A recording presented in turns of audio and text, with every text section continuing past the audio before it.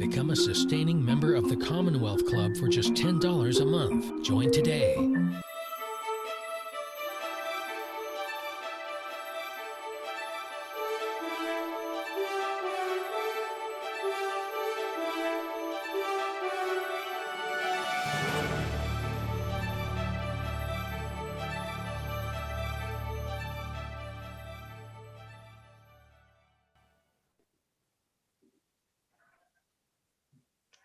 Hello and good afternoon. My name is Emma Humphreys, and I'm the Chief Education Officer of iCivics, a nationwide civic education organization founded by retired Supreme Court Justice Sandra Day O'Connor. iCivics is committed to reimagining civic learning for all students, and today reaches over 9.5 million students a year. I am pleased to be the moderator for today's Commonwealth Club program, Educating for American Democracy, a significant new history and civics initiative involving a diverse collaboration among over 300 academics, historians, political scientists, K-12 educators, district and state administrators, civics providers, students, and others from across the country. Educating for American Democracy, or EAD, launched earlier this week with leadership from iCivics, Arizona State University, Harvard University, Tufts University, and Circle. Today's program is part of Creating Citizens, the Commonwealth Club's new civic education effort, which iCivics helped launch this year. We are in a critical moment now for civics and history education after a difficult year of cascading crises that tested American democracy. The EAD initiative addresses this critical moment with a new framework and plan to improve history and civics education in schools nationwide. It demonstrates that an ideologically, demographically, and professionally diverse group can agree about history and civics content, as well as pedagogy. This detailed consensus, presented in a broad roadmap, allows states, localities, and educators to assess and reprioritize their own approaches and will encourage investments in civics and history at all levels. I'm so glad to be joined today by several people who are actively involved in shaping the initiative and funding its creation. Paul Carisse, founding director of the School of Civic and Economic Thought and Leadership at Arizona State University, who served as a principal investigator and executive committee member of EAD. Kent McGuire, the education program director for the William and Flora Hewlett Foundation, which helped to fund EAD.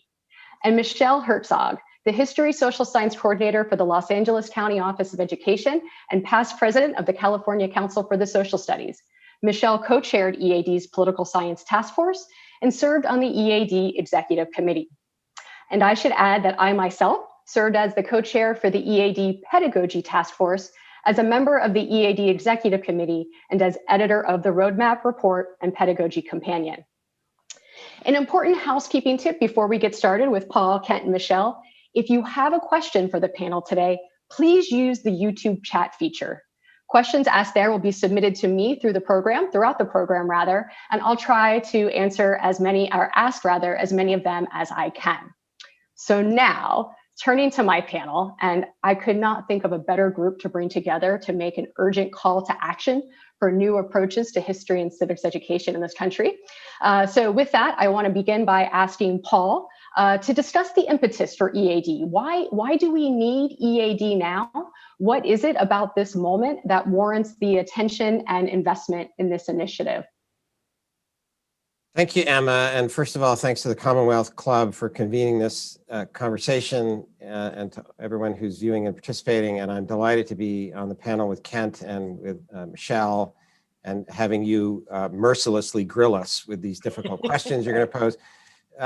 I'll start by saying that it was the federal government, the National Endowment for the Humanities, and the Education Department that said there ought to be a comprehensive study of public K-12 schooling about civics and history education.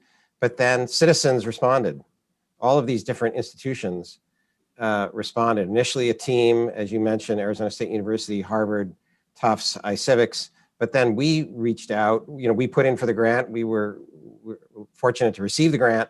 And then iCivics as the administrative lead and the rest of us said, well, we need to reach out to many, many people, all kinds of people, private sector, public sector, this kind of educator, that kind of educator. And people rallied and responded because even 18 months ago, when the grant request was put out, there was great worry among reasonable people about a degree of American polarization that was tipping towards civic disintegration and civic dysfunction.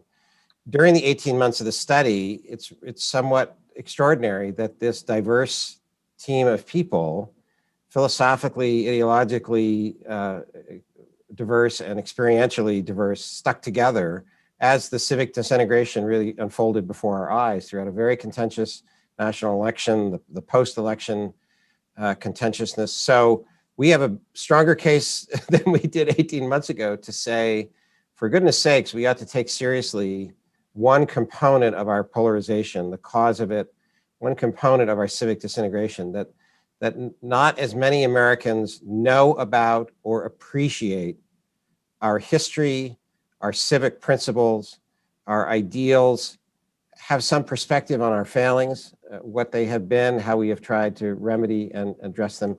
And I'll just finish with this thought that my father began his public school teaching career as a history and social studies teacher in 1956 in New York State, the year before Sputnik. And I grew up learning that, well, Sputnik brought that crisis, the national government's response brought in a big infusion of funding to public schools, among other kinds of educational funding. But over the decades, the funding stream and the priority shifted to STEM. And that's great. Absolutely essential for modern life, for American life, to have excellent STEM education and STEM funding. But between the national security crisis rationale, which continued to the Cold War, then the competitiveness, industrial economic competitiveness rationale in the 1980s, slowly and steadily, those took priority in the public schools. There are problems that we in the history, political science, civics community caused for ourselves in that we couldn't come together and deliberate and work out what a national consensus approach would be. That's what this report has tried to do. But at the end of 60 plus years of this, we are in bad shape in public schools, independent schools, in American civic culture generally, in terms of knowing our history, knowing our civic principles. And I'll just finish with this, knowing how to debate and disagree while being common Americans, common civic friends across all of these diverse perspectives and points of view. Thanks so much, Paul. I have to say, as a former American history teacher, I loved teaching about Sputnik. I found that my students, I had their full attention when I talked about this satellite, that you could go outside and actually see it orbiting, and how that led to this sort of nationwide, freak out. And now as a civic ed professional and someone who cares a lot about the field of civic education, it's fun for me that that's sort of what we point to as when the tide started to turn and when the national mindset started to shift in terms of educational priorities, and we got so far away from preparing citizens. So Kent, Paul mentioned reasonable adults could agree that there was this disintegration of America's civic fabric. I think you're a reasonable adult, so I'm going to assume you agree. And I'm going to ask you what you thought when you heard about this. You heard about EAD probably very early on, probably right after the NEH announced the award for the Educating for American Democracy program. What were you thinking at that time? Did you have high hopes? Well, yes, my hopes were high. And so were Hewlett's hopes more broadly. You have to remember that, we have a program called the U.S. Democracy. It was the Madison Initiative at the time, but that program was and is, a real declaration that the foundation cares deeply about the integrity of our democracy. And we had been working on trying to improve the ability to agree and debate in the Congress. We haven't let go of that concern, but we're even more focused right now through that program on election integrity and on and strengthening governing institutions across the country. And of course, the little foundation I run, the education program, has taken, for quite some time, engaged citizens as the overarching goal for our work. Now, we talked about that now and again as an exercise in helping young people learn deeply.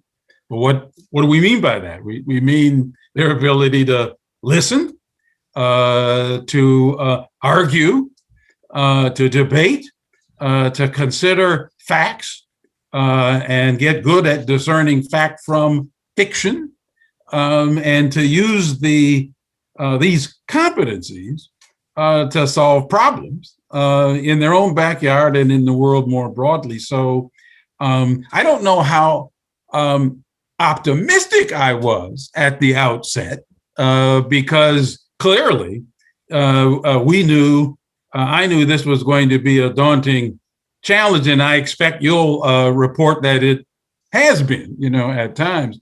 But certainly I was really very hopeful, and took that signal as an opportunity to start to make some modest tactical bets, in various parts of the field, so we could do our part, and so that we'd be better prepared to take advantage of EAD as it emerged.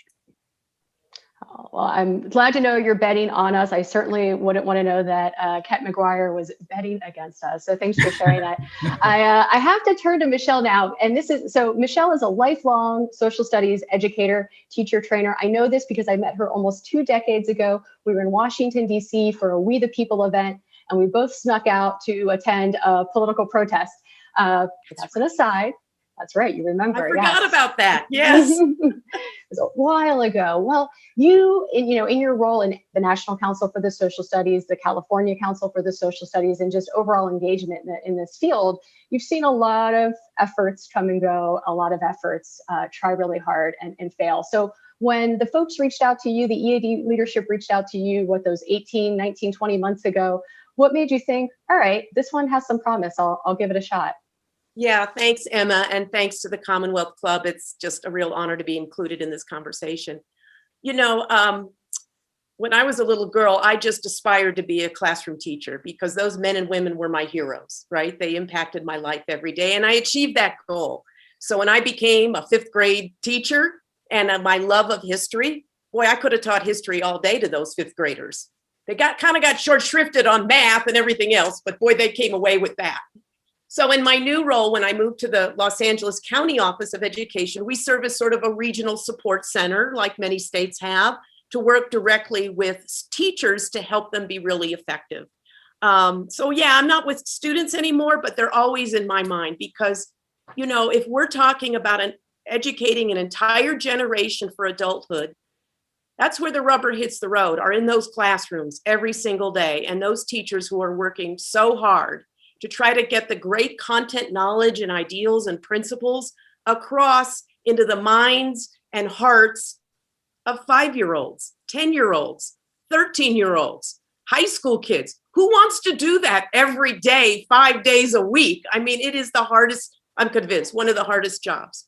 So the more I taught and the more I worked with teachers, and my love of history really solidified for me the importance that there are great lessons when we study history. But what is the point in learning them if we can't help kids connect those complexities, those issues, those principles of the past to what's happening in the world today? Whether it's, 2 centuries ago, 100 years ago, 50 years ago, or even, 20 years ago, which is before a lot of these kids were even born. Those complex issues and principles seem to be recurring. And that's where civic learning really takes a strong hold. Let's empower kids to learn about those complexities and to empower them to look at them in today's context, to take action, to have agency, to be civically engaged. So I guess I was invited to be part of the work just to kind of provide that practitioner lens. I don't have the deep content knowledge of history like Paul and the other academics do. But what I was hoping to bring to the work was the reality of how do we help teachers translate that into classroom lessons and inspiration for kids to make it come alive and make it real for them? Yeah, thank you. And I'll say you did that very well. And it's why I have such a sanguine view of, it's one of the reasons why I have such a rosy view of the success of this program, is because it's always had that practical lens. It's always included educator voices and teacher educator voices to keep it as practical as possible. So let's sort of shift to brass tacks, what EAD is, what the roadmap is. Paul, I'm hoping I can lean on you and I can, chip in as needed, just to talk about what is EAD. The core of the Educating for American Democracy initiative is this roadmap. And we chose that concept because the American constitutional principle of federalism means that education policy and actual teaching is happening in the states, in localities, DC, territories, tribal nations. So we did not want to produce a national curriculum and have a dog-cat fight about imposing some national curriculum from Washington, DC. We did want to propose a national framework, national guidance, because we are all Americans. We are one constitutional democratic republic, but in 50 states and other governing authorities. And so the roadmap metaphor and the actual design and content of it is meant to guide and be a provocation in a constructive way for debates that now have to unfold in 50 states and other governing authorities, and eventually down to districts and teachers, folks who have to design their own curricula, design their own standards. So the roadmap is our argument that here are the essential categories, themes, areas of content and knowledge, but also civic virtues for an excellent civics education and an excellent history education for all American learners. And then we designed it in terms of themes, major themes that are expressed as statements, but really as questions. And then under those themes are major questions, so to speak, and then more particular questions, all meant to be thinking about professionals like Michelle and the teachers she's trying to support and guide.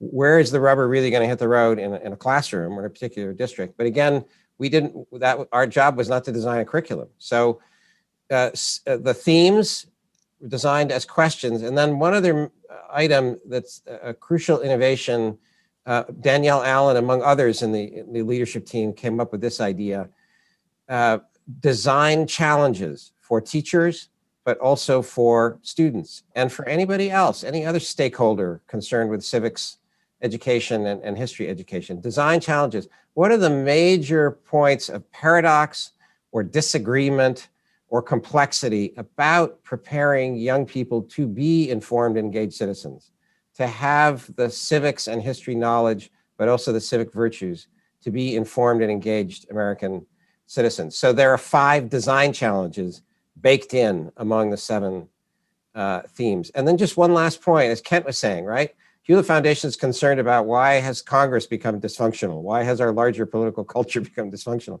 And again, we wove that into the formation of these themes, these major questions, sub-questions, design challenges, to emphasize that everybody, I'll put it this way, every person who seriously reads this roadmap and then the accompanying report, everybody should have some difficult moments, right? I'm an intellectual conservative, constitutional conservative, and I was working in this team of people, and I had my difficult moments where I had to swallow and say, are we really going to put that phrase in the report or in the roadmap?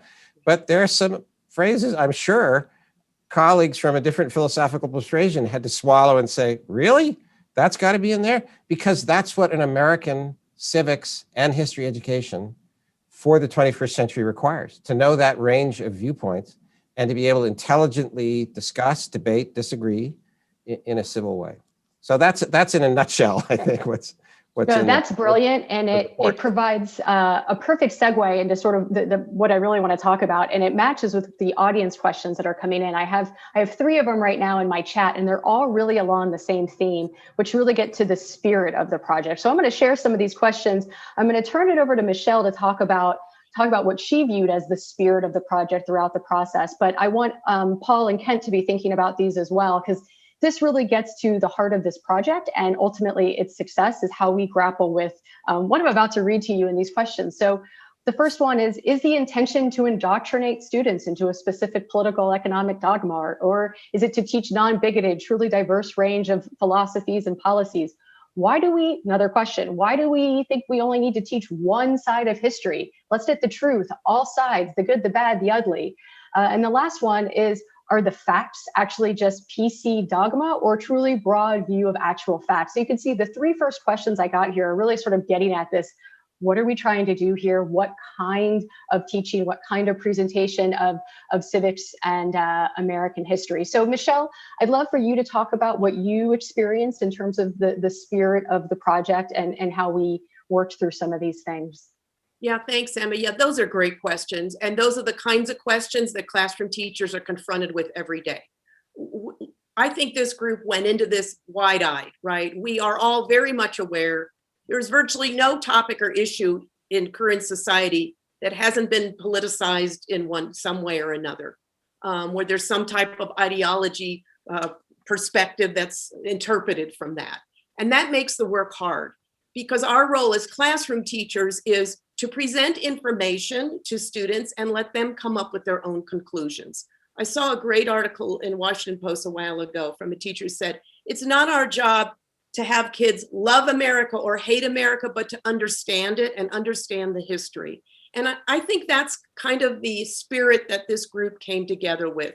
And very intentionally knowing that you have to bring all voices when you're developing documents like this. Very intentional in bringing people from different ideologies and also different stakeholders. Yes, there's a lot of higher ed thinking in this, but like I said, there were teachers, practitioners, textbook people, policymakers, all with that shared spirit that we're not pushing a ideology. We're trying to find a way to get kids to think, to inquire, to look at different perspectives, and at the end of the day, come up with their own conclusions. So Paul, I don't know if you'd agree with that, but that's the sense I got, this shared sense of helping young people understand all aspects of our American history and give them voice to try to address some of the issues that still exist today. Yes, and again, it gets back to the fundamental point that Kent made, which is that a civics and history education has to reflect the reality of being a free people who need to govern, which means you've got to hear other people and argue with other people. It's not going to be, kumbaya, but you need to learn the civic virtues on the basis of certain knowledge. And the questioners are asking about facts, right? So let me just address that. One metaphor I use when teaching and thinking about civic education is that for a citizen, for a student, for an educator, trying to figure out what facts are, what the truth is, what your policy views are, is something like being a juror in a trial. It's not a perfect analogy, right? But you want to hear multiple sides, and then you have to make some judgments. But you want to test out, am I persuaded that that is solid, reliable information? I'm hearing another point of view, and I'm hearing a third point of view. And so that was, again, baked into the whole idea of inviting, let me put it this way, if I have any conservative friends out there listening, put it this way, a bunch of liberals in the Northeast, where I was a graduate student in Boston, a bunch of liberals in the Northeast reached out to flyover country in Arizona, at Arizona State, and I'm an intellectual constitutional conservative, and said, if we're going to have a comprehensive account of what's going well and not going well in civics and history education, we have to have some philosophical, intellectual diversity. And then, as Michelle has talked about, we have to pull in a range of people who care about and have expertise about civics and history learning. And then we have to have these hard conversations among each other. And then all the people we pulled in, like the Hewlett Foundation, other foundations, sounding boards, private meetings we had with people, here's a draft.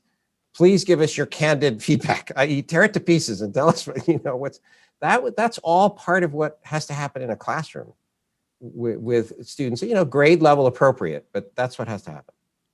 And please. I would just add that I think these design challenges were contemplated with these kinds of questions in mind, that indeed it was easy to anticipate that folks trying to take this roadmap and use it would come up against questions like this, and hopefully wouldn't view that as a moment to, oh, I guess we can't do this, but rather, here are some interesting challenges that we need to confront as we figure out how to maximize the framework, the guidance, and the advice that is tucked within the the roadmap. I do think that the adults have to learn to get better at this stuff. Right? If there's any hope for the kids to do it, I'm even more, I might even be optimistic, Emma, beyond hopefulness, if we could get some shining examples of what happens when the adults do this well and behave in that way. And so I'd also commend to people, the work on pedagogy.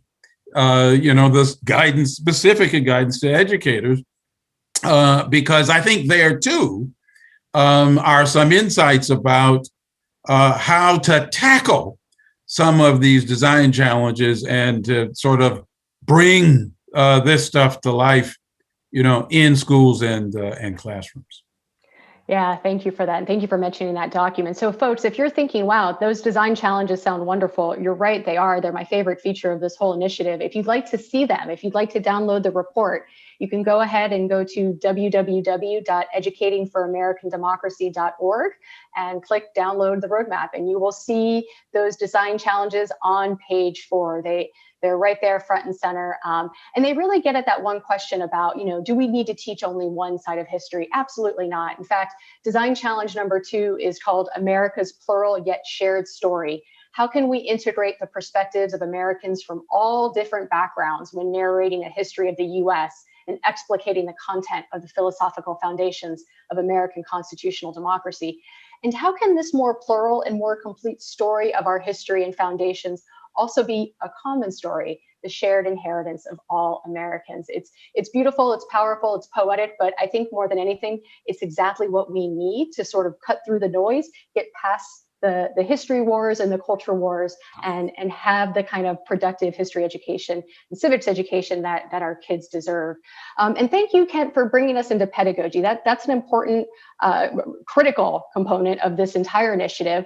And I want to go back to something that you tweeted during the National Forum on Tuesday. You wrote, "It's difficult to imagine getting this right if we do not address the issue of student agency and power.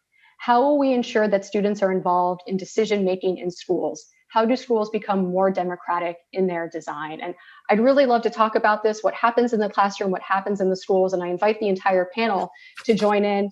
But Kent, why'd you ask that question? And what is it about EAD that gives you some hope that we might get this right?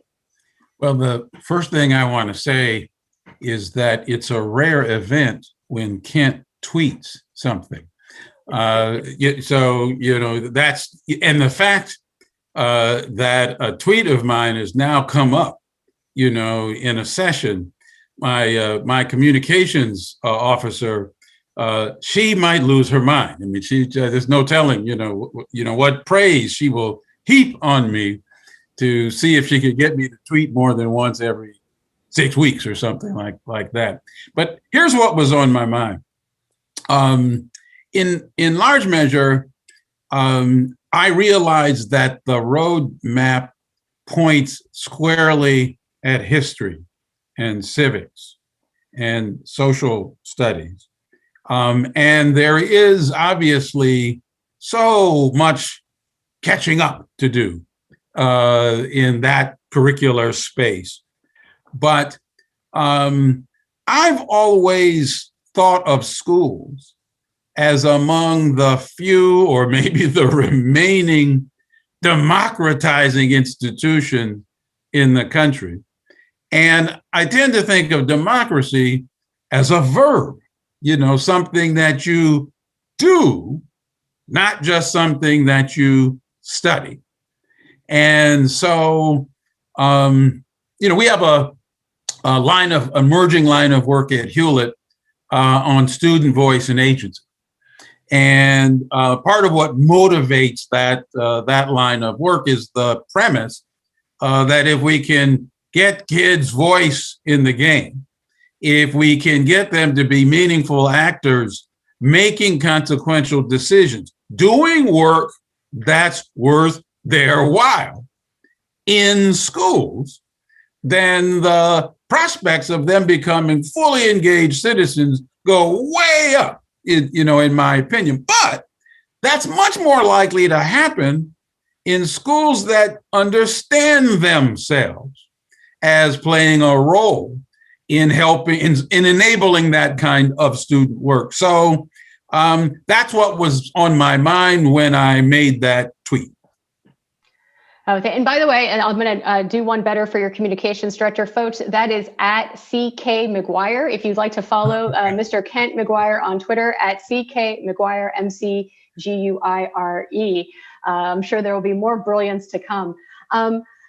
I think this is an important point. It's one that I want to stress. It's stressed in the pedagogy document. I as a sort of teacher of democracy, I have to grapple with the fact that we're trying to teach kids to be citizens in a constitutional democracy in institutions, schools, that usually aren't run very democratically. And so I think your point here, if schools don't understand that this is part of their role and that they can't just teach it, they have to also practice it, model it, bring students in, it's never going to quite work out the way we might have hopes for it. So a big part of the pedagogy companion is not just what you should do in the classroom, but that whole school ecosystem, student voice, student agency, making them feel like they have some control, some direction over themselves and their education and what they're doing. Michelle, you're an educator. You know what good teaching looks like. Talk to us about this. Do you agree? And what can schools or teachers or school administrators do to sort of promote this pedagogical principle? Yeah, in theory, I totally agree. We want to give students voice and agency, but I want to qualify it a little bit because that too has become very politicized in a lot of context. A lot of families or parents or any group may hear that, may get that letter home from school and, their hair will start to stand up. My goodness, what are you doing to my child? Are you leaning them in a particular ideology? Are you turning them into whatever? And next thing you know, the phone calls come to the school and the principal and comes to your classroom. And unfortunately, we've seen a decline because there's a lot of nervousness around that. Now, hopefully, this roadmap is going to reverse that trend. So yes, I believe in civic student agency, but I would qualify it informed student agency. Take the time, show teachers how to take this slowly. There's an issue they're concerned about. Do the research, look at the pro and con, look at the different perspectives, have a dialogue about these controversial issues in a framework that's civil and respectful. That's a skill that's been largely ignored. Sadly, we're not seeing it modeled much in the general landscape. That's all I'm going to say about that. But that's what kids are watching, right? Yeah. This is their environment. People are yelling at each other. They're not listening. They're not listening for understanding. They're not looking with a respectful and civil lens before they make up their own decision. They're just following like sheep off the cliff. And this is where I think our democracy is in peril. So yes, civic agency, student voice, but make sure teachers are taking the time to look at these perspectives, look at it deeply, dialogue, not even debate, but just dialogue to listen before coming up with conclusions. And teachers got to know too, they may come up with a conclusion you personally don't agree with. That's okay, isn't it? If they have evidence to support that, if they've done the work, if they've done the research. So a lot of this is going to require some really intensive professional development for teachers, because I think Kent is right. It comes down to the teacher's personal mindset about this, any implicit biases they may have about it, trepidation, concern. They want to keep their jobs, right? No one wants to get fired over going out on a limb on this. But I'm really excited that the roadmap has framed these design challenges, these themes in ways that if we can provide some support for teachers, some professional development, we can guide them to that safe place where we can provide informed agency for students.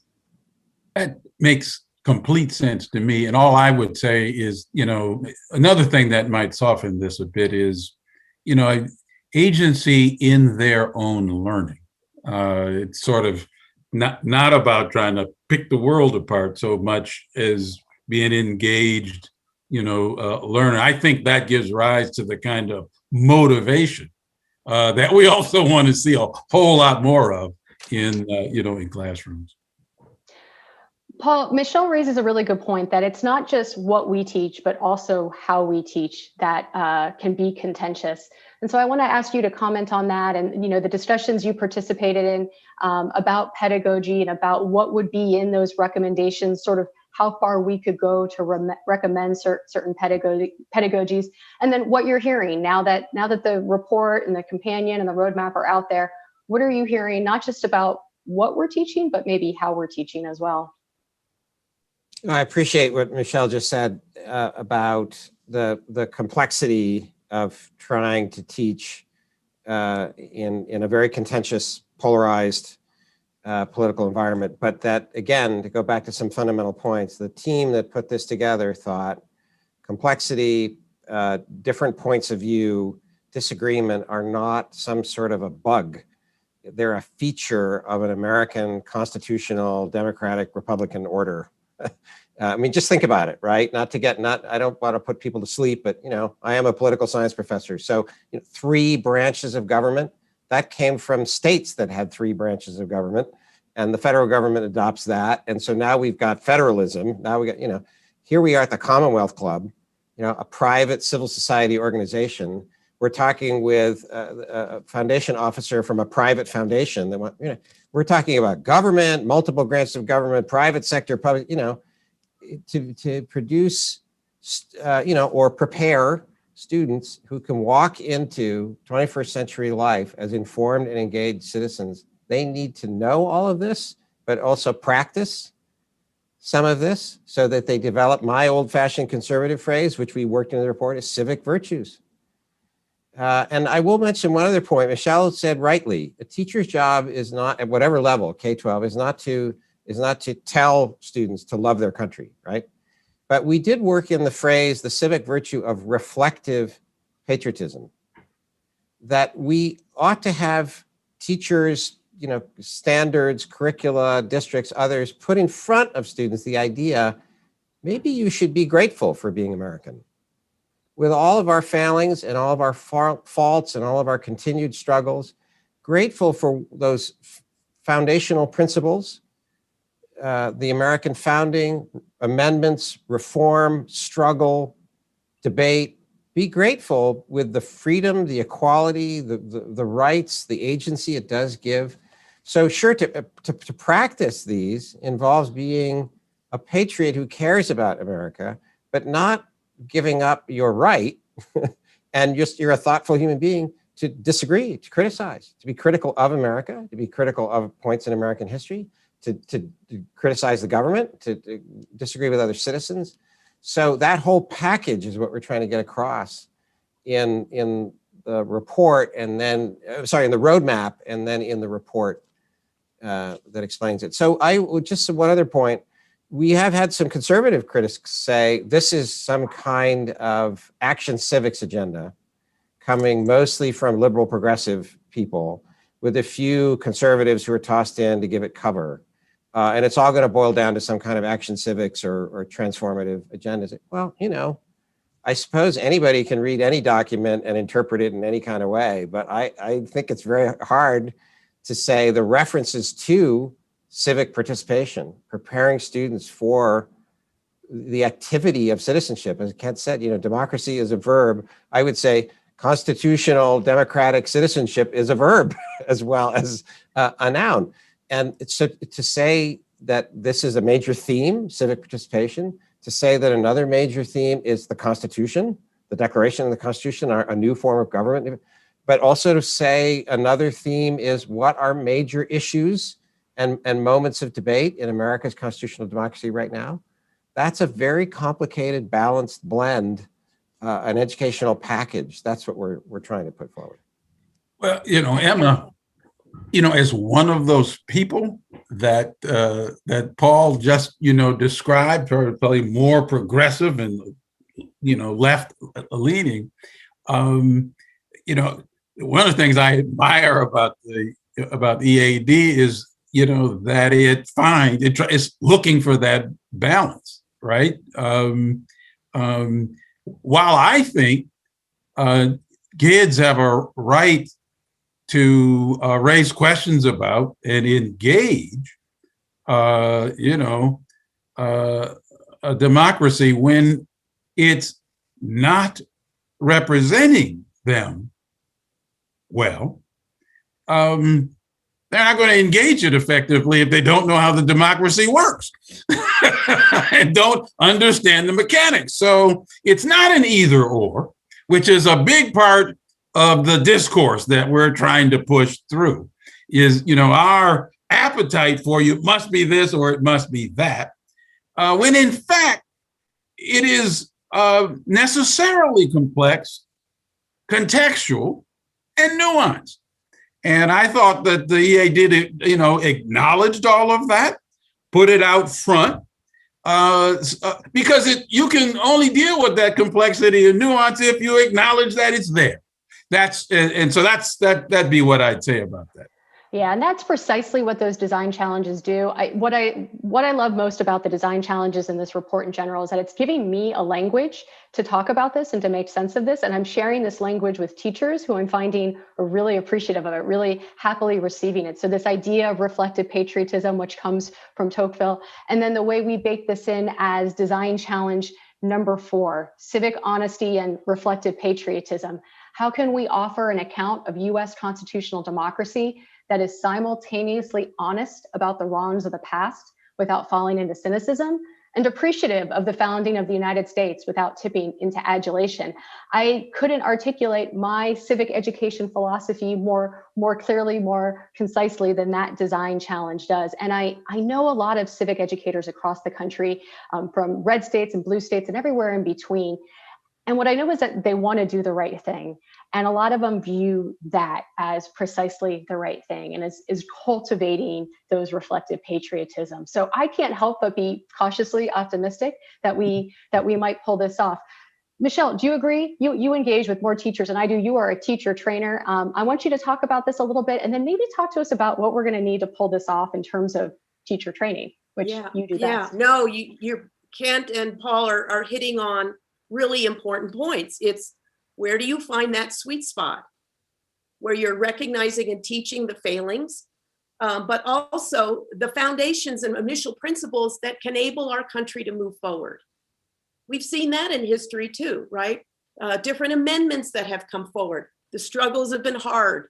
The sacrifices have been huge. But if we're going to really realize those principles of justice, freedom, equality, we have to keep maintaining and giving hope to that and giving agency, like we're talking about, to every future generation that comes along. So this is the hardest part, right? I mean, you can't please all the people all the time. We know that, right? But finding that nice balance, I think the EAD project did a spectacular job in doing that. Like Paul said, there's some things he struggled with. There's some things people on the left struggled with. How many debates did we have, Paul, over a single term, right? I mean, it just went on and on. It was exhausting. There were a lot of meetings and discussions, yes. But we're learning our lessons. We're moving forward. These things are posed as questions. This is what I really appreciate. A lot of us teachers are moving toward this inquiry-driven approach to teaching social studies. It's not so much memorizing dates and facts. I don't know about you, but when I went to school, teacher lecture, and I hate to say it in college too, Paul, I'm sure you're not like this, but boy, the professor would get up there and lecture. We never even got to ask a question. Not all the time, but mostly. So turning that around, posing questions that kids will spark more questions, curiosity. Let's learn more about this. Let's learn more about this perspective. Let's take it all in. Now I'm really confused. That's good. That's good social studies teaching. It's different than teaching math a little bit, but these other subjects are teaching in those ways too. So this brings this right in focus. I think what we're going to need is and Emma and I have talked about this too offline, is some really good professional development to help teachers move this forward, giving them time, resources to sit down, look at how and what they're currently teaching, take that roadmap. How does it align? How does it not align? How can we stretch? And I'm really excited to say that even though this EAD is hopefully a game changer, we've got a real game changer showing up next week in Congress. I don't know if you're aware. They're introducing a bipartisan bill called the Civics Secures Democracy Act. It's bipartisan. It's going to be, it's sponsored by Congresswoman Rosa DeLauro, Democrat from Connecticut, Tom Cole, Republican from Oklahoma, Earl Blumenauer from Oregon, and on the Senate side too, Democrats and Republicans. If passed, and we're hoping, we're talking $1 billion over 5 years to states, 95% of that to go to local LEAs, higher ed, nonprofits, to support civic learning. So that kind of funding, I think we really need to get behind, because it'll provide the time, the resource, the funding for teachers to get their heads around products like this or other civic learning initiatives that can really get to our shared vision and mission for our nation, let alone our young people. Thanks for sharing that. Kent, do you think that's going to move the needle? Is that enough? That focus on funding and that providing professional development and sort of at all levels of our federalist system? I've been in that federalist system. I can tell you stories about how hard it is to push legislation like that through the government. I got hunches about how far $1 billion will go.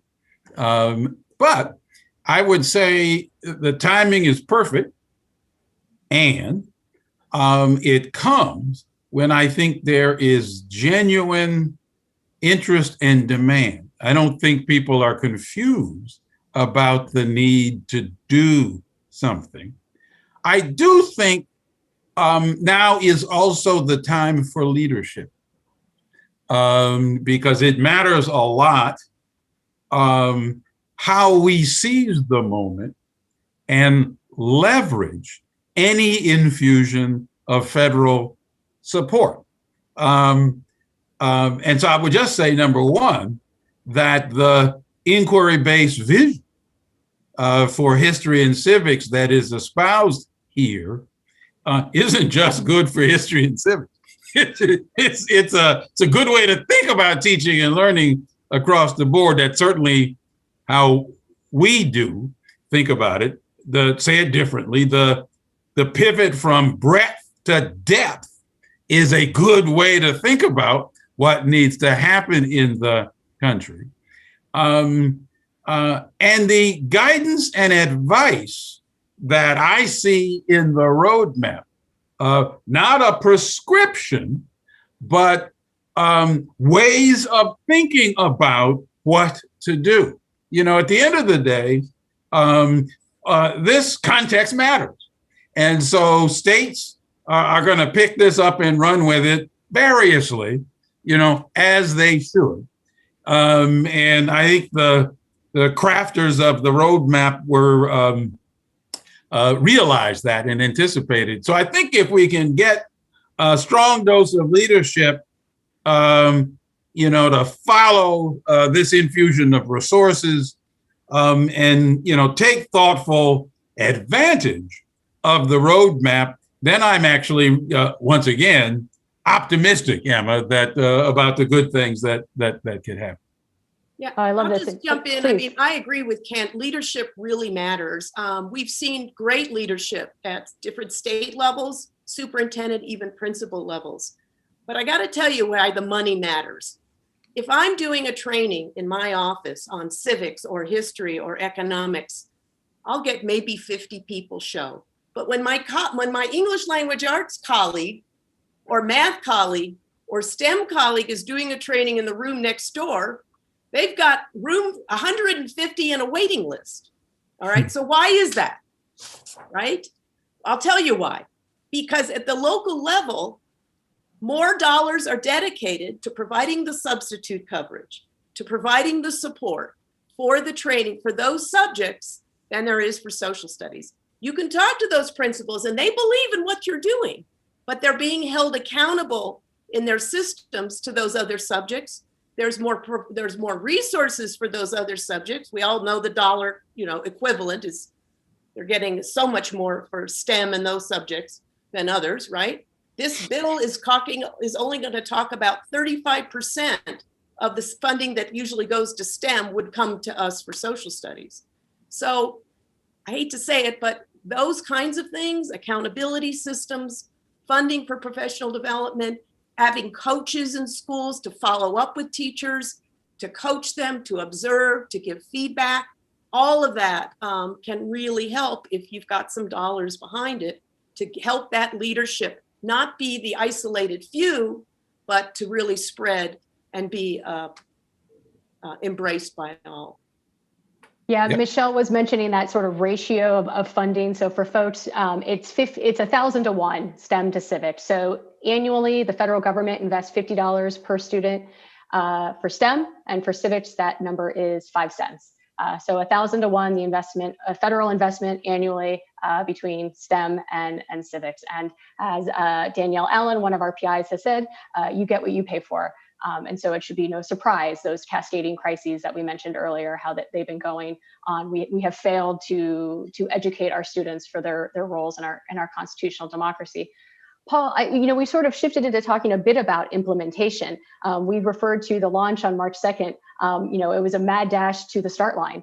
Now the real work begins. So I'm wondering if you could talk to us a little bit about what's coming next. What's the next phase? Did we just make this beautiful report to put on a shelf, pretty roadmap, or are there bigger plans? Yes, we did set ourselves a difficult challenge precisely because we decided we should not try to having national curriculum in detail. So that means that this is stage one, and it's a major achievement.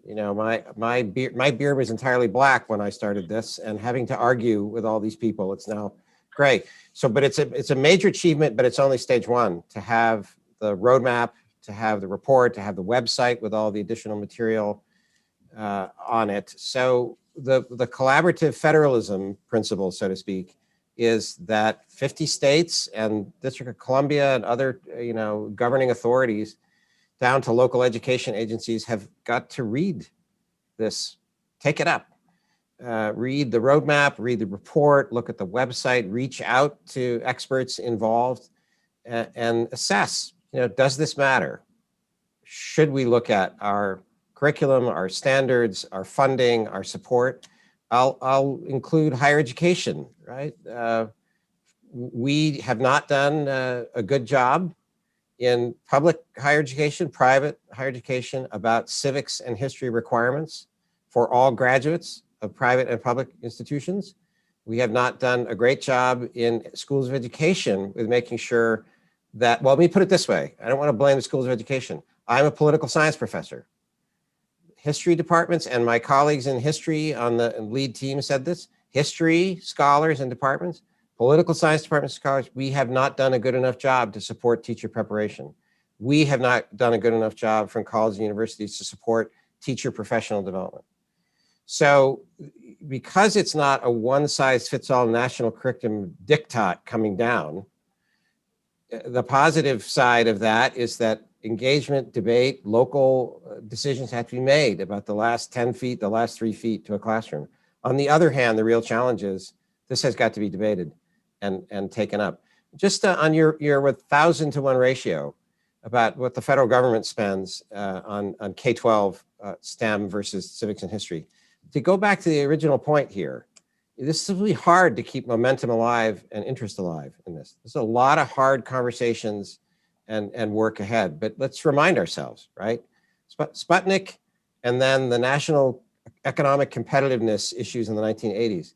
They had the advantage of scaring us from a foreign entity, right? Soviet Union, the Cold War, authoritarianism, and then America losing its, economic competitiveness and our standard of living, and that was partly related to a national security rationale. Well, I'll go back to Abraham Lincoln in 1838, 20 years before Civil War is going to break out. In 1838, he gives this address to a lyceum in Illinois. He's a young man, ambitious, and he says, America will never be conquered by a foreign power. You could have a Napoleon and head of whatever army, they'll never take a drink from the Ohio River. If America dies, we will die by suicide. And what was he talking about? The theme of the remainder of that address was education. Education to be a citizen, education to disagree without breaking into violence, education to disagree without breaking into demonizing other people. Obviously, the issue of slavery and abolition was the engine there.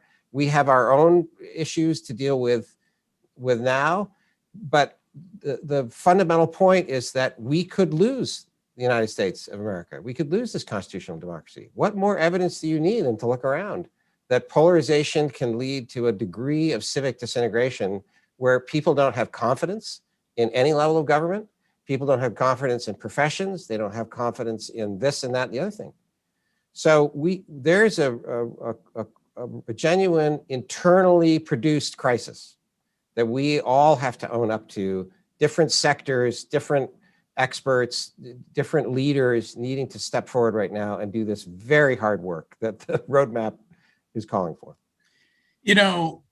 Just quickly, fear has long been a strong motivator for policy development, public engagement and political action. And I think we should take Paul's history lesson to heart. And I also think, Paul, I'm a recovering dean, so let me just agree with you about that there is a higher education role here. And then let me suggest that I think one of the greatest areas for leverage, that's what we do in philanthropy. We're always trying to figure out where's the leverage, on this problem. Just imagine what might happen if our higher education system took a greater interest in civic reasoning and learning and the like as they think about admitting kids in, that the signal that would send back into the K-12 system about the value placed on those very same things. And so I think the more we can connect post-secondary to elementary and secondary, something, by the way, that didn't happen around the Common Core state standards, even though we thought and imagined that those standards would be a meaningful proxy for what it means to be, quote, college and career ready, unquote. So I do think in some ways, or at least I suspect, that the drafters of EAD and the debates of which I was not a part, that's the other thing we do is we live vicariously, must have gone to school on past efforts to provide guidance and send clear signals out into the field about what needs to happen. At least that's my sense of this. So unfortunately, we've reached the point in the program where there's really only time for one more question. So I'd like to ask all the panelists to think about what does success look like, and what's sort of one actionable piece of advice or takeaway you'd like to share with the audience? Putting you on the spot here, but what does success look like, and or what's one thing you want our audience to know leaving today's program?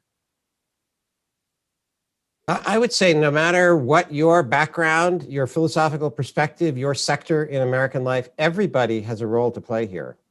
whether you are somehow engaged in state level policy debate about education, federal policy debate about funding and education, whether you are an educator at some level, philanthropist, to try and find this report, spread the word about this report and in your network, and think about, again, the challenge is this has got to now come from the bottom up with support from the top down. It's not a blame the schools initiative. It's that there has to be an ecosystem supporting informed, engaged education in being a citizen, being an active citizen. Yeah, I like Michelle? the don't blame the schools part, Paul. Thank you. On behalf of all Plus one. schools, we appreciate that.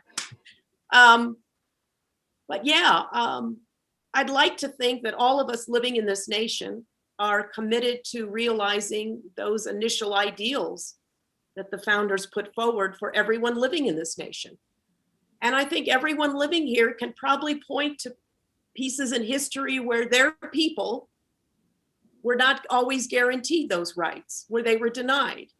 But that if we have a shared commitment to move forward and educate young people about what's happened, what has worked, what hasn't worked, and give them the skills and knowledge they need so that hopefully, maybe it's a pipe dream, that all those ideals from the founders are realized for everyone living in this American democracy. But we can only do that if we're open to putting forth all of those warts and all and aspirations at all in front of students so they fully appreciate the complexities around human behavior, human life, and what we can achieve. And not drop out, but to be engaged. Whenever even if when elections coming up, don't just vote for the person because they have the right letter by their name, but to listen critically and carefully. That's just one example, because it impacts everything we do every day in our lives. And I think we are lucky to live in this nation that has those foundations, but we just can't assume they're going to happen automatically. We have to all collectively work toward achieving them. Well, really quickly, Emma, I think just tactically speaking in the moment, an immediate manifestation of success will be if there is an infrastructure that comes to exist to take responsibility for helping the field take full advantage of the guidance that is contained therein. I think, secondly, as we watch states and localities go through their own natural process of revising their standards and updating their curriculum, that we see traces of this guidance, in their work, and that longer term, we see both an integration and a stronger balance between the role that history and civics and social studies play in the curriculum, together with English language, arts, science, and math. Yeah, thank you. I agree. We need that infrastructure. I'll say sort of informally, my definition of success is one day in America, before anyone shares a political article on social media, they will first Google it to see if it's true before they share a meme or any other sort of post, right? That's what I want to see. But formally, we do have some goals. They're in the report. And this is a long game, folks. We're not going to, resurrect or bring our constitutional democracy to full health overnight. It's going to take some time. So we're hoping that by 2030, 60 million students will have access to high quality civic learning opportunities. 100,000 schools will be civic ready, have a civic learning plan and resources to support it. And 1 million teachers will be EAD ready, having received excellent pre and in-service professional development. So that's how EAD is sort of defining success. But notice that I said 2030, not tomorrow, not next year. Folks, I really want to encourage everyone watching today. First of all, thank you so much for joining us, but to visit www.educatingforamericandemocracy.org. You can download the roadmap, the report, the pedagogy companion. Importantly, in the upper right-hand corner, you can click on Take Action. And there you will find a series of briefs for all sorts of people, all sorts of roles, from students and parents and teachers to higher ed faculty, state legislators, community members. Find that brief that sort of best matches to you and your role, download it, and see if you can put some of that into place. So sadly, this is all the time we have for today's program. I want to thank all of our speakers today, and of course, the Commonwealth Club, our host for today's program. The club will soon be posting this video along with other civic education resources on its website, www.commonwealthclub.org. I am Emma Humphreys of iCivics, and this special virtual program of the Commonwealth Club is concluded. Thank you so much. Thank you. Thank Thank you. you.